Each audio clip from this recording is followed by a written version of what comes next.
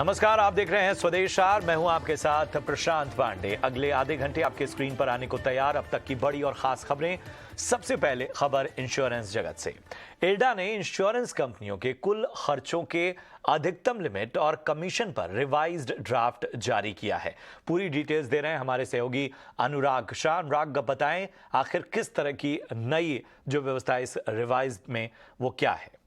देखिए, insurance regulator IRDA के द्वारा रिवाइज ड्राफ्ट गाइडलाइन जारी की गई है एक्सपेंसेस ऑफ मैनेजमेंट की, जिसे कुल खर्च जो है इंश्योरेंस कंपनी कर सकती है। वहां पर इंश्योरेंस रेगुलेटर के द्वारा रिवाइज ड्राफ्ट गाइडलाइन जारी की गई और 14 दिसंबर तक जो सभी स्टेक होल्डर्स हैं अपने सुझाव इन गाइडलाइंस पे दे सकते हैं। और रिवाइज जो गाइडलाइंस है इसमें जनरल इंश्योरेंस कंपनियां हैं वहां पर अपने 30% तक अधिकतम जो है वो खर्च कर सकती है। कुल प्रीमियम लिया गया है। और जो स्टैंड अलोन हेल्थ इंश्योरेंस कंपनियां हैं, यानी जो कंपनियां सिर्फ हेल्थ इंश्योरेंस। तब बने रहिए, एक और खबर के सिलसिले में आपके पास लौटेंगे।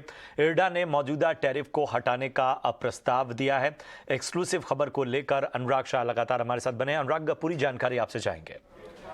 देखिए, ये एक बड़ा जो गेम चेंजर कदम हो सकता है इंश्योरेंस सेक्टर के अंदर जनरल इंश्योरेंस कंपनियों के लिए, क्योंकि जनरल इंश्योरेंस स्पेस के अंदर केवल प्रीमियम जो है वो पूरी तरह से डीरेगुलेट है। थर्ड पार्टी मोटर इंश्योरेंस के छोड़कर बाकी जो तमाम प्रीमियम सेगमेंट्स के होते हैं वो कंपनियां खुद तय कर सकती है उसकी रेट। लेकिन डी नोटिफिकेशन ऑफ टैरिफ का प्रस्ताव जो है रेगुलेटर का है, यानी इंश्योरेंस जो पॉलिसी है उसकी वर्डिंग्स हैं, जो टेक्निकल डिटेल्स हैं, वो भी जो है कंपनियों को तय करने की आजादी दी जाएगी। इस पर रेगुलेटर काम कर रहा है। उदाहरण के तौर पे जो आपकी गाड़ी है, प्राइवेट कार है, वहां पर मोटर थर्ड पार्टी इंश्योरेंस तो जरूरी होगा कानून के मुताबिक, लेकिन आपके पास विकल्प रहेगा कि केवल आप विंडशील्ड जो है आपकी उसका कवरेज ले सकते हैं।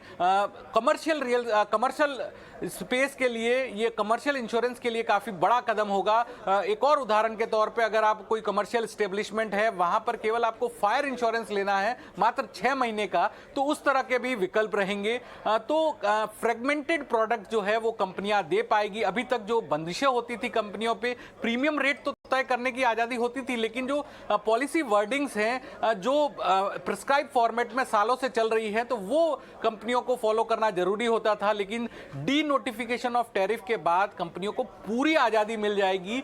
किसी भी तरह के जो प्रोडक्ट है वो फायर इंश्योरेंस में, प्रॉपर्टी इंश्योरेंस में, इंजीनियरिंग इंश्योरेंस में, मोटर इंश्योरेंस में जो पॉलिसी होल्डर को ऑफर कर पाएंगे। और इससे ग्राहक को रिस्क मैनेजमेंट का प्रोत्साहन मिलेगा, एक फेयर कंपटीशन होगा, फेयर प्राइस डिस्कवरी भी होगी। तो इंश्योरेंस सेक्टर के लिए काफी बड़ा कदम माना जा रहा है और जिससे इनडायरेक्ट वे में पॉलिसी होल्डर्स को भी फायदा होगा। बिल्कुल अनुराग, आप हमारे साथ बने रहिए। एक और अहम खबर के सिलसिले में आपके पास हम लौटेंगे।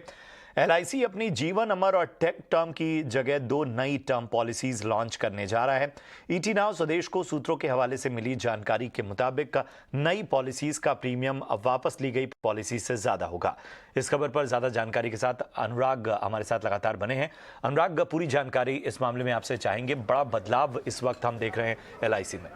देखिए, लाइफ इंश्योरेंस कॉरपोरेशन के द्वारा कल ही 2 बड़ी जो उनकी पॉपुलर टर्म इंश्योरेंस पॉलिसी थी, जीवन अमर और टेक टर्म, को विड्रॉ कर दिया गया था। और उन पॉलिसीज़ को विड्रॉ करने की वजह थी कि उन्हें री इंश्योरेंस सपोर्ट नहीं मिल रहा था। तो इस वजह से एलआईसी के द्वारा ये टेक टर्म पॉलिसी विड्रॉ कर ली गई थी। लेकिन हमारे सोर्सेज से मिली जानकारी के मुताबिक इन पॉलिसी के सब्सटीट्यूट के तौर पर एलआईसी के द्वारा नई टर्म इंश्योरेंस प्रोडक्ट लॉन्च किए जाएंगे और उनका जो प्रीमियम होगा वो विड्रॉ किए गए प्रोडक्ट के प्रीमियम से 15 से 20% तक ज़्यादा होगा, क्योंकि री इंश्योरेंस कंपनियों का जो एग्रीमेंट होता है, री इंश्योरेंस कंपनियों का जो सपोर्ट होता है टर्म इंश्योरेंस पोर्टफोलियो में, वहाँ पर बढ़े हुए प्रीमियम के साथ ही एग्रीमेंट होना मुमकिन है। तो इस वजह से जो नए टर्म इंश्योरेंस प्रोडक्ट अब ऑफर किए जाएंगे एलआईसी के द्वारा आने वाले दिनों में, वहां पर ग्राहकों को पुराने टर्म इंश्योरेंस प्रोडक्ट के मुकाबले 15 से 20% ज़्यादा प्रीमियम देना होगा। मैं बताना चाहूँगा कि जो 2 टर्म इंश्योरेंस प्रोडक्ट एलआईसी के द्वारा विड्रॉ किए गए हैं, टेक टर्म और जीवन अमर पॉलिसी, ये 1 सितंबर 2019 को लॉन्च की गई थी और उसके बाद से लेके LIC के द्वारा प्रीमियम में बदलाव नहीं किया गया था, यानी पिछले 3 साल में किसी भी तरह की दरों में बदलाव नहीं किया गया। लेकिन इसी दौरान जो प्राइवेट इंश्योरेंस कंपनियां थी उनके द्वारा 40% तक प्रीमियम में बढ़ोतरी की गई। और अब जो है वो LIC के ऊपर भी काफ़ी दबाव था री इंश्योरेंस सपोर्ट के लिए, तो इसलिए LIC के द्वारा जो मौजूदा टर्म इंश्योरेंस प्रोडक्ट थे उनको वापस ले लिया गया और उसकी एवज में नए प्रोडक्ट बाजार में ऑफर किए जाएंगे जिनके लिए ग्राहकों को ज़्यादा प्रीमियम है वो देना होगा। बिल्कुल, बहुत बहुत शुक्रिया करेंगे अनुराग आपका इन तमाम जानकारियों के लिए। और बढ़ते हैं अगली खबर की ओर। केंद्र सरकार ने 95 नए इथेनॉल प्रोजेक्ट को सैद्धांतिक रूप से मंजूरी दे दी है। नई इंटरेस्ट सबवेंशन स्कीम के तहत इसकी मंजूरी दी गई है। पूरी खबर बता रहे हैं हमारे सहयोगी समीर दीक्षित। देश में एथेनॉल प्रोडक्शन को बढ़ाने की दिशा में सरकार ने एक और अहम पड़ाव पार किया है। Department of food and public distribution ने 95 एथेनॉल प्रोजेक्ट को सैद्धांतिक मंजूरी दी है और ये मंजूरी जो दी है वो सरकार ने हाल में जो स्कीम एथेनॉल प्रोडक्शन को बढ़ाने के लिए जारी की थी, यानी कि एथेनॉल इंटरेस्ट सबवेंशन स्कीम के तहत यह सैद्धांतिक मंजूरी दी गई है। सरकार को भरोसा है कि इस स्कीम के जरिए देश में एथेनॉल प्रोडक्शन की जो कैपेसिटी है वो 480 करोड़ सालाना होगी। यही नहीं, जो प्रोजेक्ट जिनको मंजूरी मिली है इसके जरिए देश में एथेनॉल की दिशा में 12,000 करोड़ रुपए से ज्यादा का निवेश आएगा, जिसके जरिए संभवतः जो जॉब को लेकर के बड़ा सवाल खड़ा हो रहा है, चुनौती है, इसको भी काफी हद तक दूर कर पाने में मदद मिलेगी। यानी कि जॉब क्रिएशन में यह स्कीम एक मददगार भूमिका निभाएगी। खासकर जो रूरल, जो ग्रामीण क्षेत्र है वहां पर एथेनॉल प्रोजेक्ट के जरिए सरकार कई हजारों की संख्या में नौकरियां पैदा कर पाएंगी। ये जो 95 प्रोजेक्ट जिनको मंजूरी मिली है इसमें 68 प्रोजेक्ट जो है वो ग्रेन बेस्ड हैं, ग्रेन आधारित हैं, और जो 20 प्रोजेक्ट है वो मुलासिस बेस्ड प्रोजेक्ट हैं। और इस प्रोजेक्ट के जरिए सरकार एथेनॉल प्रोडक्शन को और आगे बढ़ाना चाहती है। जो एथेनॉल इंटरेस्ट सबवेंशन स्कीम है इसको इसी साल 22 अप्रैल को इसको सरकार ने लागू किया था और इस स्कीम के तहत सरकार को अब तक 243 प्रोजेक्ट की मंजूरी वो दे चुकी है, और जिसके जरिए सरकार को उम्मीद है कि सिर्फ नौकरियां ही नहीं बल्कि हजारों करोड़ की जो निवेश आएगा उसके जरिए इंफ्रास्ट्रक्चर बिल्टअप करने में और एथेनॉल प्रोडक्शन को बढ़ाने में बड़ी मदद मिलेगी।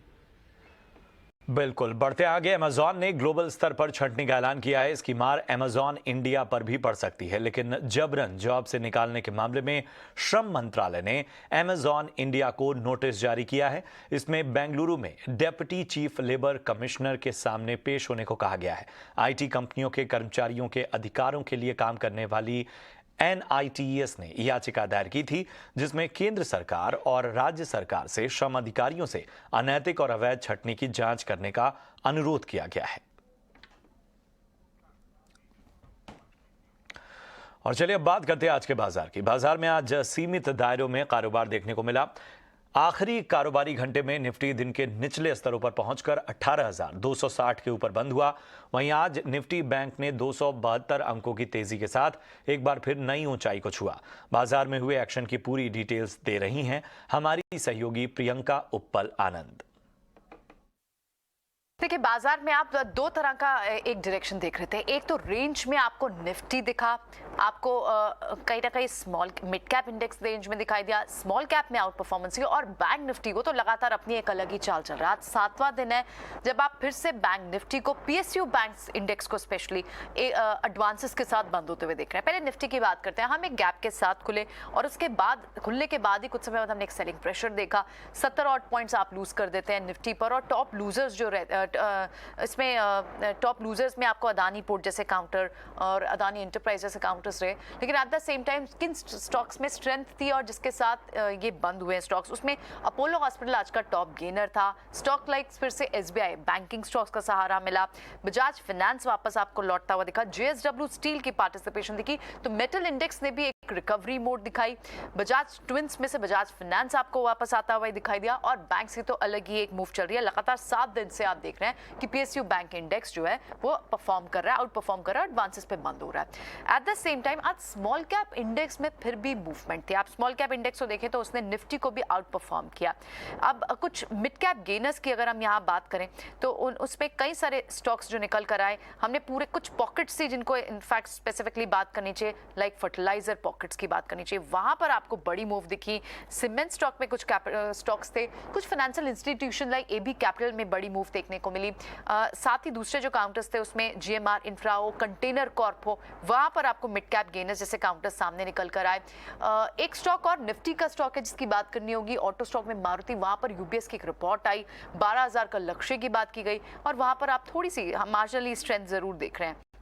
एट द सेम टाइम आप गिरने वाले मिड कैप में कौन से काउंटर्स थे? गिरने वाले काउंटर्स में आपको मेजरली मिड कैप आईटी के काउंटर्स दिखे, टाटा एलेक्सी जैसे काउंटर्स दिखे, एम्फोसिस जैसे काउंटर्स दिखे और दूसरे कुछ और काउंटर्स है। फोर्टिस हेल्थ के, फोर्टिस के अपने आईएचएच के ओपन ऑफर वाले दिन अच्छी मूव थी। जिस दिन ये न्यूज आई थी उसके बाद से स्टॉक में आप देख रहे हैं कि एक गिरावट का ही दौर था। दूसरी जो पॉकेट थी जहां बड़ी मूव आप देखने मिले वो कंस्ट्रक्शन स्पेस में, इनफैक्ट इंजीनियरिंग कुछ स्पेस में, चाहे सद्भाव इंजीनियरिंग हो, एचसीसी के काउंटर हो, एनसीसी काउंटर हो, इनमें आपको एक अच्छी मूव दिखी। फर्टिलाइजर स्पेस की अभी हमने बात की, वहां 10-11% की मूव आपको इस स्पेस में देखने को मिली। और साथ ही फाइनेंस काउंटर्स आपको दिख रहे हैं, अफोर्डेबल हाउसिंग फाइनेंस हो, उज्जीवन जैसे काउंटर्स हो, हुडको जैसे काउंटर्स हो, जिनमें लगातार आप मूव देख रहे हैं। तो इस वक्त थोड़ा सा फोकस अगर आप देखें, आप रेलवे स्टॉक्स में रेलटेल जैसे स्टॉक्स देखें, वहां पर बड़ी मूव के साथ ये स्टॉक्स बंद है। तो कुछ पॉकेट्स जो आप बजट की एंटिसिपेशन को लेकर, वहां पॉलिसी रिफॉर्म्स की एंटिसिपेशन को लेकर भी उन स्पेसेस में मूव आज लगातार आप पिछले हफ्ते से देख रहे हैं। उसमें रेलवे काउंटर्स कुछ सिलेक्टिव हैं, affordable finance, housing finance counters अब शामिल है, फर्टिलाइजर सब्सिडी पर बात की जा रही है, ये सारे काउंटर्स शामिल है। And at the same time crude derivatives just like stocks like Indigo हो, एशियन पेंट्स हो, बर्जर पेंट्स हो, इनमें आपको मूव जरूर दिखे। 52 वीक हाई पे कुछ आपको स्टॉक्स दिखे, उसमें से फर्टिलाइजर काउंटर टॉप आरसीएफ आपको दिखाई दिया, एजिस लॉजिस्टिक दिखा, आरएचआई मैग्नेस्टा अपनी न्यूज के बाद से एक मूव पे और आज भी उसमें 13% की मूव देखने को मिली। ओवरऑल निफ्टी पर एक रेंज में कारोबार जरूर हुआ, लेकिन बैंक निफ्टी को आप देखें तो उसकी आउट परफॉर्मेंस लगातार बनी हुई है। पीएसयू बैंक इंडेक्स लगातार एडवांसेस के साथ बंद हो रहा है। आज आपको इंटरनेशनल मार्केट से, यूएस मार्केट से एफओएमसी मीट के कंक्लूड्स निकल कर आएंगे जो आज रात को यूएस मार्केट्स में रिफ्लेक्ट होंगे और कल बाजार इंडियन मार्केट्स पर एक डायरेक्शन जरूर ले सकती है। तो उन क्यूज को, ग्लोबल को ओवरनाइट आपको जरूर ध्यान देना है। बढ़ते आगे, फर्टिलाइजर शेयरों में आज जोरदार तेजी नजर आई। फर्टिलाइजर शेयरों के लिए कौन से ट्रिगर काम कर रहे हैं, बता रहे हैं हमारे सहयोगी शरद। जी बिल्कुल, जो अभी इम्पॉर्टेंट न्यूज़ ये है कि फर्टिलाइजर स्टॉक्स में दो कारण हो सकते हैं उनके अच्छी बज़ करने में और दिन के ट्रेड में, जो है जैसे आरसीएफ, फैक्ट, ये सारे स्टॉक्स में जो है लगभग 4 से लेकर 6% तक का ग्रोथ देखने मिला है।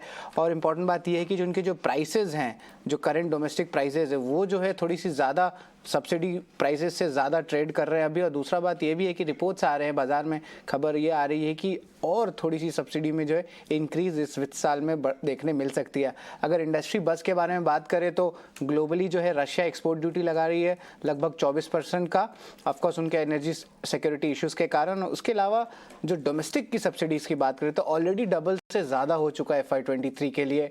और आगे जाते हुए जो है यूरोप में भी गैसप्रॉम, जो रशिया की पाइपलाइन है, वो कह रहे हैं कि वो बंद करने वाले हैं। तो उसके कारण क्या होगा कि आपके नेचुरल गैस प्राइसेस इंटरनेशनली भागेंगे और उसके कारण फर्टिलाइजर प्रोडक्शन पे भी इम्पैक्ट पड़ेगा और फर्टिलाइजर के जो प्राइसेस है उसमें बढ़ोतरी मिलेगी। और जब फर्टिलाइजर की जो सब्सिडी की हिस्ट्री हम देखें भारत की, तो इस साल का जो सब्सिडी था ऑलरेडी डबल हो चुका है लास्ट ईयर से और एक्सपेक्टेड है कि FY24 के सब्सिडी लेवल्स भी हायर लेवल्स पे रहेंगे। अब अगर डोमेस्टिक प्राइसेस की बात करें तो पिछले 7 दिन में MCX के नेचुरल गैस प्राइसेस भी 15% बढ़ गए।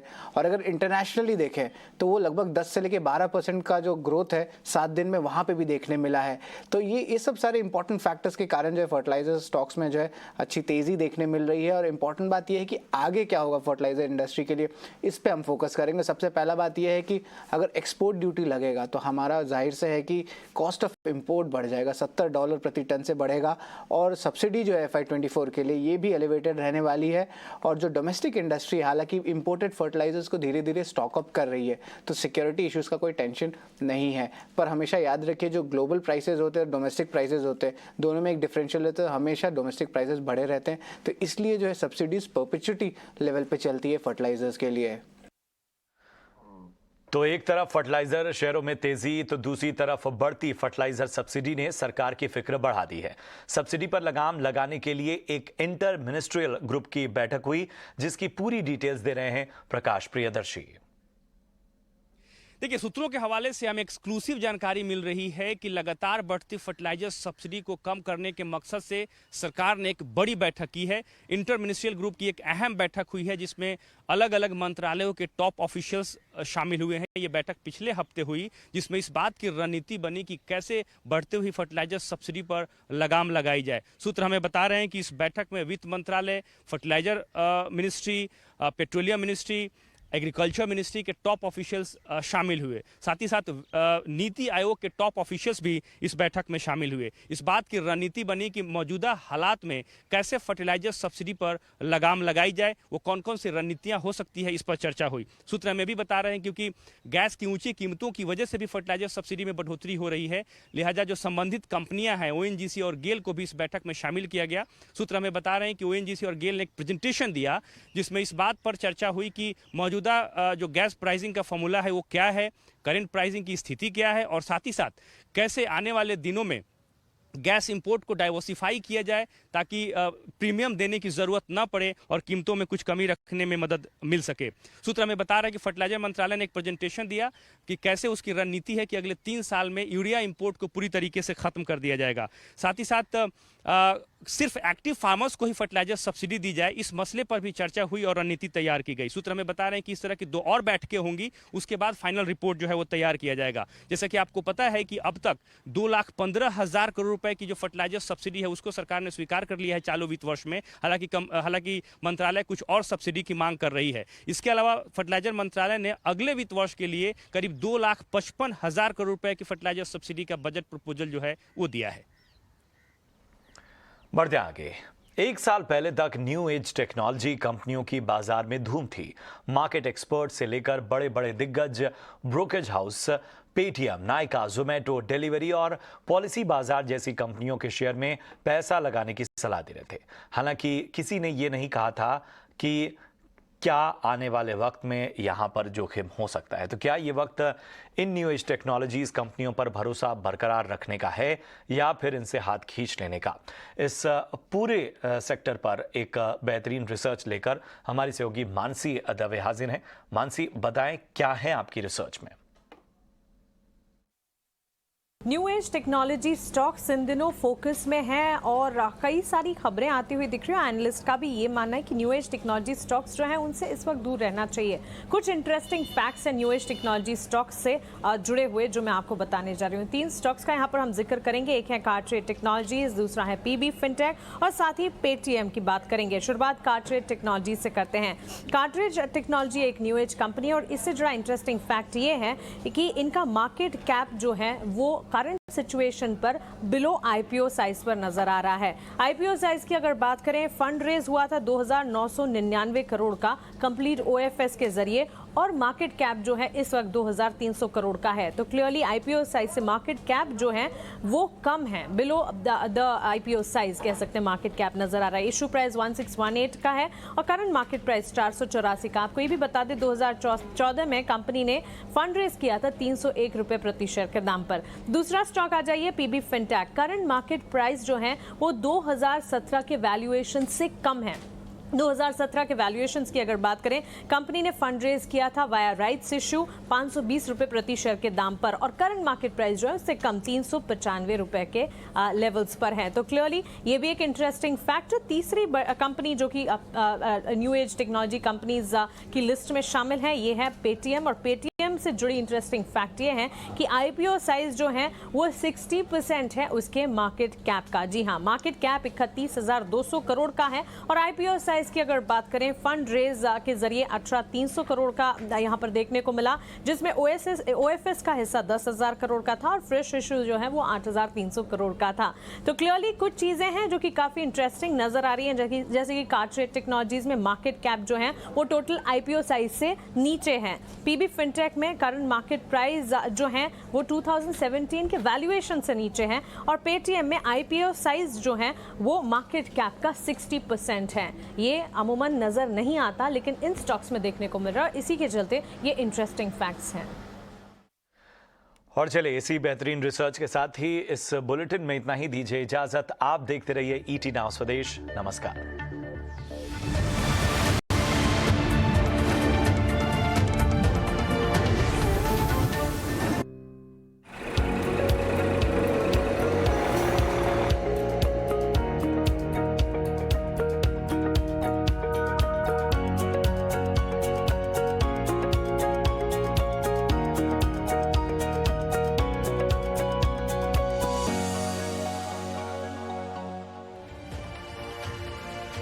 नमस्कार, आप देखना शुरू कर चुके हैं स्वदेश विशेष। मैं हूं आपके साथ प्रशांत पांडे और मेरे साथ जुड़े हैं मेरे सहयोगी विश्व मोहन।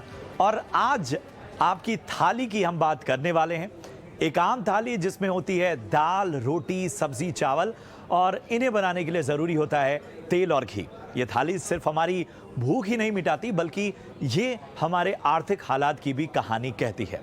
और इन सब का सबसे बड़ा असर होता है महंगाई पर। जी हाँ, आज हम वैसे महंगाई की नहीं बल्कि इसके दूसरे पहलू यानी महंगाई से मिली राहत पर चर्चा करने वाले हैं। थोड़े पॉजिटिव साइड्स को देखने वाले हैं क्योंकि आंकड़े कहते हैं कि हमारी और आपकी थाली पहले से सस्ती हुई है। लेकिन क्या ये राहत बस कुछ दिनों की है? भारत में कमोडिटी के मोर्चे पर कूल डाउन देखने को मिल रहा है और इन्हीं सब पहलुओं पर खास मेहमानों से हम चर्चा करेंगे। मगर सबसे पहले ये जो कमोडिटी में महंगाई का मैथमेटिक्स है इसको समझने की कोशिश करेंगे। हमारे साथ हमारे सहयोगी विश्व मोहन जुड़ चुके हैं। विश्व मोहन, जिस तरह से हम देख रहे हैं कि चर्चा बार बार महंगाई की हो रही है, लेकिन ये एक पहलू छूट जाता है कि एक कूल डाउन कमोडिटी में नजर आ रहा है। तो जरा बताएं क्या वजह है इसकी और ये क्या केवल तात्कालिक है, इस वक्त का है, या इसका असर आने वाले वक्त में नजर आएगा? देखिए, सबसे पहले अगर शुरुआत से अगर बात करें तो जिस तरह से सप्लाई की दिक्कतें थी, ग्लोबल सप्लाई की दिक्कतें कोरोना के बाद से वो शुरू हो गई थी। उसके बाद रूस और यूक्रेन युद्ध के बाद से स्थिति और बिगड़ती चली गई। उसके बाद से ये महंगाई आई और हम इंपोर्ट डिपेंडेंट बहुत ज़्यादा है, खास करके एनर्जी को लेकर हो या कुछ खाने के तेल हो या फिर बुलियंस से रिलेटेड हो, तो हम इंपोर्ट ज़्यादा करते हैं। इस वजह से भी हमारा फर्क पड़ा। और जब भी मार्केट में अनसर्टेनिटी होती है, अनिश्चितता का माहौल होता है, तो लोग डॉलर खरीदते हैं। डॉलर इसलिए खरीदी जाती है कि डॉलर सबसे ज़्यादा दुनिया में 75% डॉलर में ही इंटरनेशनल ट्रेड होते हैं। तो इंपोर्टर की तरफ से डॉलर की डिमांड बढ़ जाती है। तो डॉलर जब मजबूत हुआ तो हमारा रुपया, हमारी करेंसी कमज़ोर हो गई। तो करेंसी कमज़ोर होगी तो हमारे लिए इंपोर्ट और भी महंगा हो गया। तो आम लोगों की थाली में क्या होता है? आमतौर पर सबसे ज़्यादा गेहूँ, चावल, जो सबसे ज़्यादा चावल और रोटी हम यूज़ करते हैं, तो गेहूँ और चावल के दाम इंटरनेशनल मार्केट की वजह से बढ़े हैं। हालांकि यहाँ पर भी उत्पादन पिछले कुछ सालों के औसत से ज़रूर कम रहा है, लेकिन उस तरह की चिंता यहाँ पर नहीं है। दलहन की बात करें तो आप तुअर को छोड़ दें तो यहाँ पर कोई भी चीज़ें दाल में यहाँ पर महंगी नहीं हुई है, स्थिर भाव है। खाने के तेल के दाम अगर रिकॉर्ड भाव से या यहाँ इस साल की ऊंचाई से करें तो काफ़ी नीचे आ चुके हैं, 20 से 30% तक नीचे आ चुके हैं। हालांकि अब एक दायरे में कारोबार कर रहा है, लेकिन उन सबको बनाने के लिए जो एक ईंधन चाहिए वो हम पूरी तरह से बाकी देशों पर निर्भर करते हैं। तो हमारे साथ विजय सरदाना जी भी हैं जो जाने माने एग्री इकोनॉमिस्ट है। सरदाना जी, सबसे पहले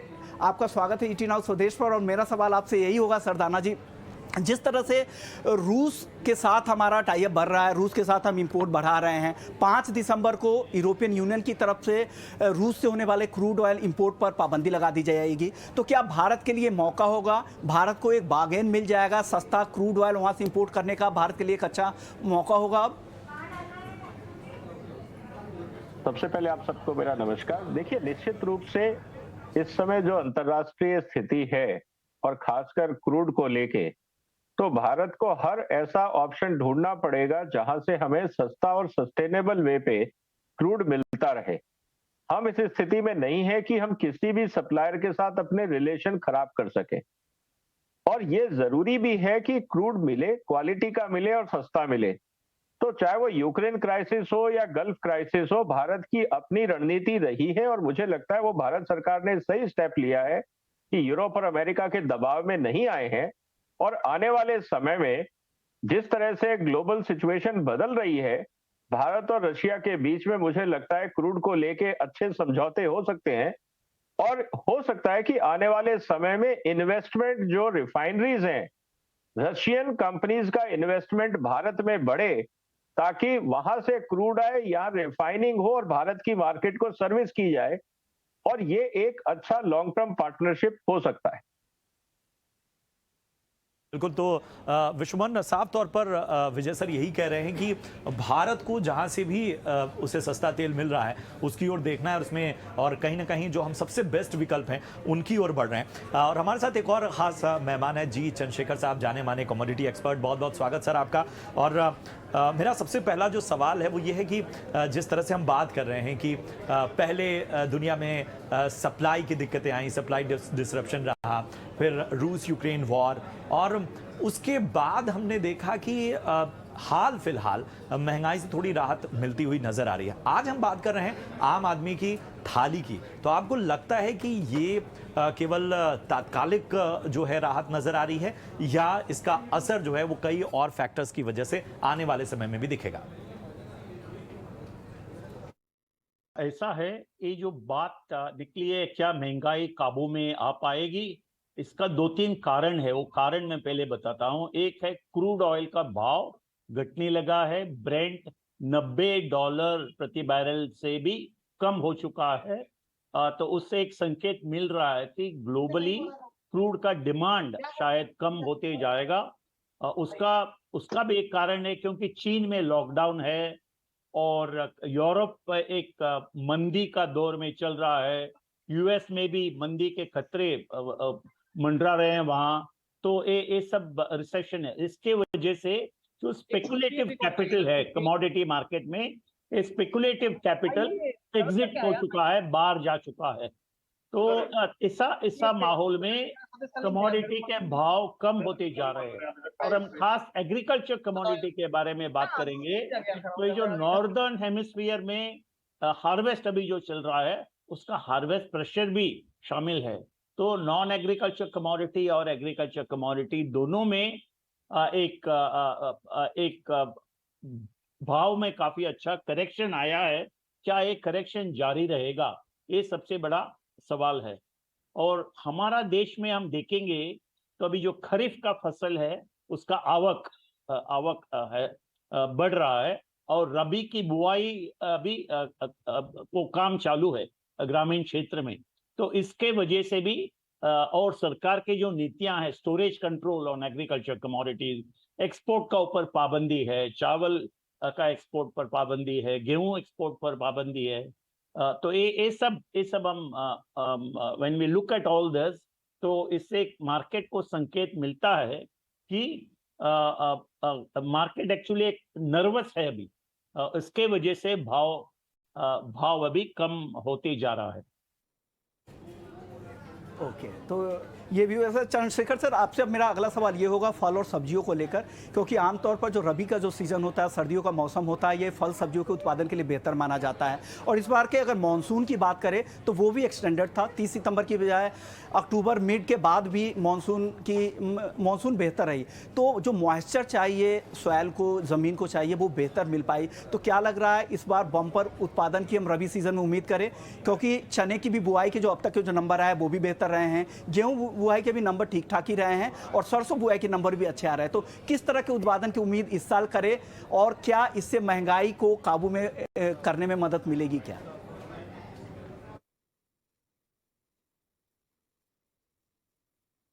सच बोलूं तो अभी जो फ्रूट्स एंड वेजिटेबल्स, उनके जो भाव जरा सा कम हुआ है, वो सीजनल फैक्टर्स के वजह से है, क्योंकि उसका सप्लाई अभी बढ़ चुका है। अगर हम पूरा रबी फसल के बारे में हम बात करेंगे तो बड़ा क्रॉप है, गेहूं है, रेपसीड मस्टर्ड यानी तिलहन है, सरसों का क्रॉप है, और चना, पल्सेस में चना, ये सब बड़े हमारे फसल है रबी सीजन के। मगर अभी जो मैं देख रहा हूँ, जो बुवाई के आंकड़े आ रहे हैं, आखिरी आंकड़े थे 18 नवंबर के, तो उससे कोई बड़ा मुझे उम्मीद नहीं मिल रहा है कि बुआई बहुत तेजी से आगे बढ़ रहा है, या it is happening in an accelerated fashion. Sir मगर इट्स वेरी अर्ली, बहुत जल्दी है, अभी हमें कोई इसमें अनुमान नहीं लगाना चाहिए। मगर और भी मुझे लगता है 3 या 4 हफ्ता बाद, शायद मिड दिसंबर में, हमें एक अच्छा संकेत मिलेगा। जब भी बुआई के आंकड़े आएंगे अर्ली टू मिड दिसंबर, तभी हम अनुमान लगा सकते हैं कि क्या रबी फसल अच्छा होगा कि नहीं। मगर इसके बीच एक दो आउटलुक हम देखेंगे कि आगे जाकर के क्या हो सकता है, क्या महंगाई काबू में आएगी कि नहीं, ये तो सबसे बड़ा सवाल है। तो इसमें मेरा अनुमान ये है, मैं देख रहा हूं कि जो क्रूड का भाव $90 से कम हो चुका है, मेरा अनुमान है कि काफी टेम्पररी है। क्योंकि आप 2023 का हम देखेंगे तो काफी सप्लाई टाइटनेस मैं महसूस कर रहा हूं। आप सप्लाई डिमांड फंडामेंटल देखेंगे तो 2023 में क्रूड का मार्केट काफी टाइट रहेगा। उसके वजह से मैं कोई बड़ा और भी ज्यादा करेक्शन क्रूड ऑयल में मैं नहीं देख रहा हूं। तो क्रूड ऑयल से हमें कोई बड़ा राहत मिलने की उम्मीद नहीं है। दूसरा है यूएस डॉलर। मैं देख रहा हूं कि आगे दिसंबर महीने में भी यूएस फेडरल रिजर्व कम से कम 50 बेसिस पॉइंट तो ब्याज दर बढ़ेगा। उसके वजह से डॉलर को और भी जरा मजबूती मिलेगा। उसके वजह से उसका परिणाम हमारा रुपया जरा कमजोर होने का संभावना है, यानी 83-84 तक भी हमारा रुपया जा सकता है। तो फिर और एक हमें देखना है, सरकार को देखना है, खास करके हमारा देश में, खास करके खाद्य फूड आइटम्स में होलसेल प्राइस और रिटेल प्राइस का जो फासला है और डिफरेंशियल काफी ज्यादा है। तो सरकार को जो रिटेल प्राइसेस को कैसे कंट्रोल करना, और उसके बारे में भी सोचना पड़ेगा। तो महंगाई जो है, देयर विल बी मॉडरेशन, जरा सा महंगाई कमी होगा, मगर उपभोक्ता को कोई में बड़ा राहत मिलेगा ऐसा मेरा अनुमान नहीं है। मैं नहीं मानता हूं कि उपभोक्ता को बड़ा राहत मिलने का संभावना है। ओके, यानी चंद्रशेखर जी को लगता है कि जिस तरह से फेड के डिसीजंस हो रहे हैं, दिसंबर में भी उन्हें लगता है कि यूएस फेड यहाँ पर ब्याज दरें बढ़ा सकता है। हालांकि आरबीआई के पास भी मौका है। सरदाना जी, अब आपसे मेरा सवाल होगा, दिसंबर और फरवरी की बैठक में आरबीआई भी क्या ब्याज दरों में तेज बढ़ोतरी कर सकता है? क्योंकि एक गैप क्रिएट हो गया। जिस तरह से फेड ब्याज दरें बढ़ा रहा है, उस रेंज में अभी तक आरबीआई नहीं बढ़ा पाया है। तो दिसंबर या फरवरी में क्या, क्योंकि ऑलरेडी महंगाई जो आरबीआई के जो टारगेट है उससे अभी ऊपर ही है, तो उम्मीद कर सकते हैं कि आरबीआई भी तेजी से ब्याज दरें बढ़ाएगा और यहाँ पर करेंसी की जो कमजोरी है उसको थामने की कोशिश करेगा, क्योंकि इसमें भी महंगाई का बड़ा असर होता है, क्योंकि रुपए की वजह से भी महंगाई बढ़ रही है। इंपॉर्टेंट सवाल है। देखिए, 3-4 सिचुएशन हमें समझनी पड़ेंगी। सबसे पहले, जिस तरह से क्रूड के रेट कम हो रहे हैं, अगर रुपए थोड़ा और डिवैल्यू होता है तो उसका बहुत ज्यादा असर नहीं पड़ेगा, पहली बात।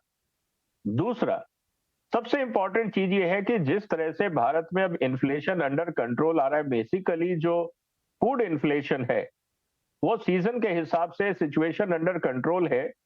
और अगर हम ये उम्मीद करें कि पिछले साल के रेट पे चला जाए, वो होगा नहीं, क्योंकि हर साल आप एमएसपी बढ़ाते हैं, आपके बाकी खर्चे बढ़ते हैं, सैलरीज बढ़ती हैं। तो ये उम्मीद करना कि जो 2 साल पहले सब्जियों के रेट थे वो भारत में मिलने लगेंगे, ऐसा मुश्किल है। तो एक मार्जिनल इन्फ्लेशन तो रहेगा। तीसरा इंपॉर्टेंट मुद्दा यह है कि क्या आरबीआई को रेट बढ़ाने चाहिए। देखिए, भारत और अमेरिका में बहुत फर्क है। अमेरिका की सिचुएशन जो है, इन्फ्लेशन है, वो कंजम्पशन ओरिएंटेड है, हमारे यहाँ सप्लाई ओरिएंटेड है, हमारे यहाँ सप्लाई कंस्ट्रेंट है। तो जितना आप ब्याज दर बढ़ाते हैं उतना स्मॉल स्केल इंडस्ट्री को नुकसान होता है, बड़ी कंपनियों को फर्क नहीं पड़ता, क्योंकि सबके पास, अगर आप बैलेंस शीट देखेंगे, भारत की टॉप 100 कंपनीज में उनकी बैलेंस शीट में देयर इज एनफ सरप्लस, तो उनको इतना फर्क नहीं पड़ता है। लेकिन जो स्मॉल स्केल और मीडियम स्केल इंडस्ट्री है, जिसपे एम्प्लॉयमेंट डिपेंडेंट है और जिसको सस्ती दर पे पैसा चाहिए, वर्किंग कैपिटल, उसके लिए मुश्किलें होती हैं। वो अपनी प्रोडक्शन कम कर देते हैं, उससे सप्लाई में और प्रॉब्लम आती है और इन्फ्लेशन और बढ़ता है। तो हमें भारत को वेस्टर्न मॉडल के हिसाब से इन्फ्लेशन कंट्रोल नहीं करना चाहिए। मैं बार बार इस बात को कहता हूं, क्योंकि हमें सप्लाई साइड पे फोकस करना है, ना कि डिमांड साइड पे। आज हमारे यहाँ सप्लाई प्रॉब्लम है, डिमांड मेंटेन है, और यही कारण है कि इन्फ्लेशन है। तो आप अगर सप्लाई साइड पे पैसा का कॉस्ट ऑफ कैपिटल कम करेंगे, इन्वेस्टमेंट आएगा, वर्किंग कैपिटल का कॉस्ट ऑफ कैपिटल कम करेंगे, तो कैपेसिटी यूटिलाइजेशन बढ़ेगा, उससे इन्फ्लेशन कंट्रोल होगा, ना कि इंटरेस्ट बढ़ा के आपको इन्फ्लेशन कंट्रोल करना है। तो मुझे लगता है यहाँ एक बहुत अजीब स्थिति है कि हम वेस्टर्न मॉडल को कॉपी करने की कोशिश कर रहे हैं, जो ठीक नहीं है। और जहां तक बात है अंतर्राष्ट्रीय बाजार की, देखिए, इस समय दिसंबर का टाइम है, शुरू होने वाला है, जो ग्लोबल मार्केट का फाइनेंशियल ईयर क्लोजिंग का टाइम है। तो अंतर्राष्ट्रीय बाजार में इस समय थोड़ा सा टर्बुलेंस रहेगा, क्योंकि सारी बड़ी कंपनियों को अपनी बैलेंस शीट को पॉजिटिव दिखाना है शेयर होल्डर्स के लिए, स्टॉक मार्केट के लिए। तो वो थोड़ा एग्रेसिव स्टैंड लेंगे, पैसा पुल करेंगे, ताकि उनकी बैलेंस शीट हेल्दी दिखे। मेरा ये मानना है कि आफ्टर दिसंबर एक बार फिर इन्वेस्टमेंट भारत में तेजी से आएगा, क्योंकि एक बार जब कंपनियों ने अपनी बैलेंस शीट पॉजिटिव कर ली, क्लीन कर ली, जो भी उनको सफाई करनी है वो कर ली, जब नया इन्वेस्टमेंट साइकिल शुरू होगा तो भारत बहुत अच्छी स्थिति में होगा। हमारे यहाँ मार्केट है, पॉलिसीज इंप्रूव हो रही हैं, कंजम्पशन है, इन्वेस्टमेंट अपॉर्चुनिटीज हैं, और इस बार सबसे अच्छी बात है भारत G20 का लीडर है, तो बहुत विदेशी मेहमान और इन्वेस्टर्स भारत आएंगे।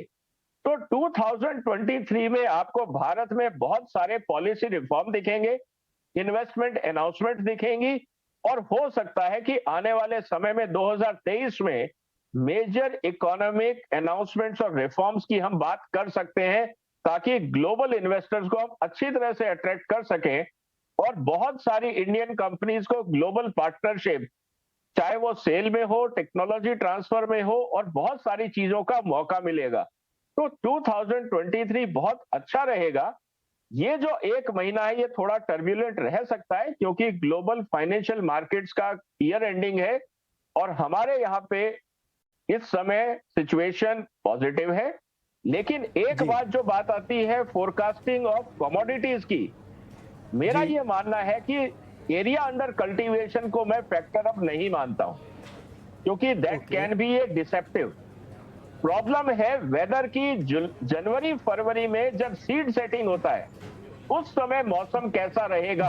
पिछली बार आप देखेंगे कि कल्टीवेशन सोइंग अच्छी थी, लेकिन सीड सेटिंग के समय टेम्परेचर बहुत ज्यादा था, जिसके कारण वीट का प्रॉब्लम आया। तो बिल्कुल बिल्कुल हमें सही बात है, पड़ेगा जी जी बिल्कुल सही बात है, क्योंकि पर्यावरण मौसम जिस तरह की इरेटिक थे उस वजह से भी उत्पादन पर काफी असर होता है। और जैसा सरदाना जी कह रहे थे, अगर यहाँ पर इन्वेस्टमेंट बढ़ता है, आप देख ही रहे हैं कि नवंबर में किस तरह की FIIs की बाइंग घरेलू इक्विटी मार्केट में हुई है। और अगर इस तरह की इंटरनेशनल फंड्स अगर आते हैं, इस तरह से पैसे आते हैं, तो डेफिनेटली यहाँ पे घरेलू करेंसी को भी फायदा होगा। ऑलरेडी रुपए में उस तरह की वीकनेस नहीं आई है जितना इंटरनेशनल मार्केट में बाकी बड़ी करेंसी, चाहे वो पाउंड हो, यूरो हो, उस तरह की वीकनेस यहाँ पर रुपए में नहीं दिखी है। तो एक फायदा तो है कि सिर्फ ब्याज दरें बढ़ाने से एक होता है कि आप ग्रोथ को भी रोक रहे हैं। अगर ग्रोथ रुकेगी तो फिर इन्वेस्टमेंट नहीं आएंगे, तो इन्वेस्टमेंट को लाना है। लेकिन तो उसमें भी एक ऑप्टिमिस्टिक अप्रोच सभी गेस्ट का जो है वो कि 2023 को एक बड़े मौके के तौर पर देख रहे हैं, बड़े इकोनॉमिक रिफॉर्म्स के तौर पर देखा जा रहा है इन सारी चीजें, और उसकी शुरुआत हो गई है। और लग रहा है कि FIIs को भी लग रहा है कि इस तरह के अगर दो बड़े मार्केट है, इंडिया और चाइना कोविड की वजह से वहां पर लगातार दिक्कतें हैं और भारत में लगातार मौके हैं, इसलिए FIIs की भी यहाँ पर लगातार बाइंग है। और जैसा सरदाना जी कह रहे थे कि बड़े लेवल पर, बड़े स्केल पर अलग अलग इंडस्ट्री में, टेक्नोलॉजी में पैसे आएंगे। सर, टेक्नोलॉजी की आप बात कर रहे थे, टेक्नोलॉजी हर सेक्टर में आ रहा है, लेकिन खेती किसानी में टेक्नोलॉजी नहीं आ रहा है। मैं यहाँ पर GM जेनेटिकली मॉडिफाइड जो सीड्स होते हैं या क्रॉप्स होते हैं, उस पर एक सवाल आपसे पूछना चाहूँगा, क्या महंगाई रोकने के लिए वो कारगर तरीका हो सकता है क्या? क्योंकि अगर यहाँ के जो NGO हो, जो भी विरोध करने वाले, वो ये दलील देते हैं कि हम GM से हेल्थ को नुकसान है, लेकिन हम इंपोर्टेड वहीं पे उसका कंजम्पशन कर रहे हैं। जितने भी हम ग्रोसरी स्टोर हो, बड़े बड़े स्टोर्स हो, केलॉग्स के हम कॉर्नफ्लेक्स खा रहे हैं, GM वाले ही हैं, वो GM टैग वाले ही हैं। हम कहीं ट्रैवल करते हैं, US में, यूरोप में, कनाडा में ट्रैवल हो या NRIs वहाँ खा रहे हैं, उनको कोई हेल्थ से इशू नहीं हो रहा है, वो पिछले 2 से 3 दशक से उसका इस्तेमाल कर रहे हैं। लेकिन हम इंपोर्ट कर रहे हैं, लेकिन अपने यहाँ उत्पादन में हिचक रहे हैं। क्या दिक्कतें आ रही है? क्या बढ़ते जो पॉपुलेशन बढ़ रहा है, अगर हमें उन सभी को संभालना है, उत्पादकता बढ़ानी है, क्योंकि ग्लोबल यील्ड के मुकाबले हमारा यील्ड 50% से भी कम है, तो उत्पादकता बढ़ाने के लिए, और ऐसा जैसा आपने कह रहे थे आप कि नुकसान काफ़ी ज़्यादा है फसलों को, यहाँ पर 30 से 35% तक सालाना हम सिर्फ कीट अटैक से, खरपतवार की वजह से हमें नुकसान होता है। तो GM टेक्नोलॉजी क्या बेहतर टेक्नोलॉजी हो सकती है सरदाना जी? भी टेक्नोलॉजी जिससे क्वालिटी और प्रोडक्टिविटी इंप्रूव हो, उसका स्वागत होना चाहिए। बात आप जैसा कर रहे थे, मैं एक उदाहरण आपको देता हूं। दुनिया में जो कंट्रीज ओलंपिक में सबसे ज्यादा गोल्ड मेडल लाते हैं, वो सब GM खाते हैं। दुनिया में जहां पे सबसे ज्यादा पेटेंट फाइल हो रहे हैं, वो कंट्रीज भी सब GM खाते हैं। तो NGOs का अनफॉर्चुनेटली मुझे एजेंडा ये लगता है कि वो नहीं चाहते भारत कृषि में आत्मनिर्भर हो सकता है कि उनकी ऐसी बहुत सारी डोनर और फंडिंग एजेंसी हैं जो नहीं चाहते भारत आत्मनिर्भर हो। उदाहरण ले लीजिए कॉटन का। हम बहुत बड़े आयातक थे, फिर हम एक्सपोर्टर बन गए। अगर भारत बहुत सारा, जैसे एडिबल ऑयल है, अगर हम अपना उत्पादन बढ़ा देंगे तो जिन देशों को भारत में माल बेच के फायदा होता है वो कैसे चाहेंगे कि भारत आत्मनिर्भर बने। तो ऐसे बहुत सारे एलिमेंट्स हैं बिहाइंड द सीन जो नहीं चाहते भारत आत्मनिर्भर बने। इसीलिए कभी एनवायरमेंट का डर दिखा के, कभी मोनोपोली का डर दिखा के, कभी किसान बिक जाएगा डर दिखा के, कभी मल्टीनेशनल भारत में कब्जा कर लेंगी डर दिखा के हमें पीछे रखना चाहते हैं। मेरा इन सब एनजीओज को एक ही रिक्वेस्ट है, आप भारत के फूड सिक्योरिटी का प्लान बताइए, आपका क्या प्लान है। क्योंकि एनजीओ हर चीज में कहते हैं ये खराब है, वो खराब है, वो खराब है, लेकिन ये कभी नहीं बताते सही क्या है जिससे भारत आत्मनिर्भर बने, भारत का किसान खुशहाल हो, कंज्यूमर को अच्छा प्रोडक्ट मिले और हमारा एक्सपोर्ट बढ़े। कोई नहीं बोलता है। तो एनजीओ का अपना एक एजेंडा है, वो कोई दूध के धुले नहीं है। आई एम सॉरी टू से ओपनली एंड ब्लंटली, हर आदमी आफ्टर ऑल उनको जो फंडिंग देता है वो फंडिंग क्यों देता है? क्योंकि ये एनजीओ उसका एजेंडा चलाते हैं। तो कोई ऐसा एनजीओ नहीं है, यही एनजीओ जहां से पैसा लेते हैं वो सब जीएम खाते हैं। उन्होंने अपने देश में प्रदर्शन नहीं किए, लेकिन वो भारत को आत्मनिर्भर नहीं बनने देना चाहते, इसीलिए इस तरह के रोज कैंपेन चलाए जाते हैं, तमाशे किए जाते हैं और किस तरह से भारत को पीछे रखा जाता है। अगर आपको उसका डिटेल प्रेजेंटेशन देखना है तो इंटरनेट पे विजय सरदाना एनवायरमेंटल एनजीओ पे आप देख लीजिए। मैंने तथ्यों के साथ एक्सपोज किया है किस तरह से भारत को पीछे रखने की ये साजिश है। बिल्कुल अहम बात। और विश्वमोहन, जाहिर सी बात है कि जो बातें हम कह रहे हैं कि हमें भविष्य की ओर देखना होगा, तो हमें टेक्नोलॉजी को लेकर बहुत ऑप्टिमिस्टिक रहना होगा। और जिस बात का जिक्र करते जीएम सीड्स, और हमारे ख्याल से जो भी दर्शक हमारे इस वक्त हमारे साथ जुड़े हैं उनकी जानकारी के लिए बहुत अहम है कि ये एक तो प्रोडक्टिविटी बढ़ाता है और उसके साथ ही पूरे देश के लिए एक बहुत आवश्यक चेंज है, जिसको कहीं ना कहीं हमें आशावादी तरीके से देखना होगा। और जाहिर सी बात है कि इन सब के बीच में जो परंपरागत फसल है उसकी भी चर्चा बहुत ज़रूरी है। चंद्रशेखर साहब हमारे साथ लगातार बने हैं। चंद्रशेखर सर, दलहन को लेकर जाहिर सी बात है कि अब बात होनी चाहिए, जहां हम देख रहे हैं कि सिर्फ तुअर में जो है वो प्राइस जो है इन्फ्लेशन नज़र आ रहा है, बाकी जगह स्थिरता नज़र आ रही है, वहीं तिलहन में भी नरमी है। ये सारी बातें किस ओर संकेत देती हैं? इसमें तिलहन के बारे में जब हम बात करते हैं, क्योंकि नॉर्दर्न हेमिस्फीयर जो कहा जाता है वहां हार्वेस्ट अभी फसल जारी है, आवक जारी है, उसका प्रेशर हमें तिलहन का मार्केट में दिख रहा है। मगर दिसंबर, जनवरी, फरवरी, मार्च, ये 4 महीने है, वहां पाम ऑयल का उत्पादन कम होगा। सीजनल फैक्टर्स, अप्रैल से लेकर के नवंबर तक पाम ऑयल का उत्पादन पीक सीजन उसे कहा जाता है, और दिसंबर से मार्च तक it is a lean season, तो उसका उत्पादन कम होगा। तो उसके वजह से पाम ऑयल का भाव बढ़ने का संभावना है और उसका संकेत भी हमें दिख रहा है। तो जैसे पाम ऑयल का भाव बढ़ता है, बाकी तेलों में भी एक उछाल हमें दिखाई देगा, सोयाबीन ऑयल हो या रेपसीड ऑयल हो। और तो इसके वजह से मैं खाद्य तेल में बड़ा राहत अप्रैल 2023 का बाद ही मैं देख रहा हूं। शॉर्ट टर्म यानी दिसंबर, जन, फेब में कोई बड़ा राहत नहीं देख रहा हूं। एक कारण है। दूसरा है कि हमारा जो सरसों का फसल मार्च महीने से आएगा, मगर अभी हमें ये नहीं भूलना चाहिए कि वी हैव वेदर रिस्क्स। मौसम का जो एक there are risks relating to weather, क्योंकि हम पिछले 5, 6, 7, 8 साल का विश्लेषण करोगे तो कम से कम 4 या 5 साल में मार्च और अप्रैल महीने में बेमौसम बरसात हुआ है, ओले पड़े हैं, hello storms have affected the crop. तो आगे अभी इस फरवरी, मार्च, अप्रैल में क्या होगा, अभी उसका अनुमान लगाना मुश्किल है। मगर हम ये नहीं भूलना चाहिए, we can't overlook the fact कि देयर आर वेदर रिस्क्स। तो हमें we have to be extremely careful. Okay दलहन को लेकर एक अच्छी बात यह है कि चना का हमारे पास एम्पल स्टॉक है सरकार के पास भी, और चने की बुआई भी अच्छी चल रही है, वो एक राहत की खबर है। बाकी दालों के दाम भी तुअर को छोड़ दे तो ज्यादा बढ़े नहीं है, लेकिन एक चीज दोनों ही एक्सपर्ट से बात करके ये साफ हो गई है, अगर आपको खेती किसानी को बढ़ावा देना है, अगर बड़े पॉपुलेशन के बड़े लेवल तक को आपको अगर यील्ड बढ़ानी है, तो टेक्नोलॉजी को एग्री इंडस्ट्री में भी लाना पड़ेगा, जैसे ग्लोबल लेवल का बनाना पड़ेगा, तभी आप आगे जा सकते हैं और महंगाई पर भी काबू पा सकते हैं। तो इस खास पेशकश में जुड़ने के लिए विजय जी आपका भी बहुत बहुत शुक्रिया, चंद्रशेखर सर आपका भी शुक्रिया, आपने वक्त निकाला इस खास शो को और भी खास बना दिया। और बिल्कुल, और वाकई ये चर्चा इसलिए भी खास है क्योंकि ये आपकी थाली से जुड़ी हुई थी, और जिन जिन पहलुओं को आज हमने छुआ उसमें उम्मीद यही करते हैं, हमने कोशिश यही की कि आसान भाषा में आप तक तमाम जो चुनौतियां हैं और जो संभावनाएं हैं उसको आपके सामने रखें। कैसा लगा आपको शो? हमारे सोशल मीडिया पेजेस पर जाकर जरूर बताइए। देखते रहिए ET नाउ स्वदेश। नमस्कार।